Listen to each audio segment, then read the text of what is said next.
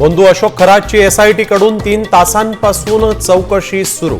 आतापर्यंत 3 महिला तक्रार देण्यासाठी आल्या पुढे।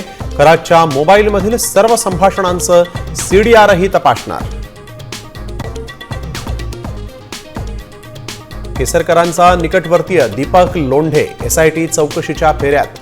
केसरकर शिक्षण मंत्री असताना खरात शिक्षण खातं चालवायचा। संजय राऊत यांचा आरोप तर राऊतांचे आरोप बिनबुडाचे। केसरकर यांचं स्पष्टीकरण। अशोक खरात प्रकरणामध्ये चौकशीसाठी एसआयटी आधीच नेमली, मात्र निम्म मंत्रिमंडळ यामध्ये असल्यानं प्रकरण बाहेर येऊ द्यायचं नव्हतं। ठाकरे सेनेचे नेते भास्कर जाधव यांचा गौप्यस्फोट।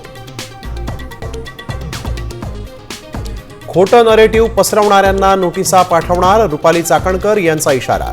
तर चाकणकरांचा केवळ राजीनामा पुरेसा नाही, गुन्हा दाखल करून त्यांना अटक करा, अंधारेंची मागणी।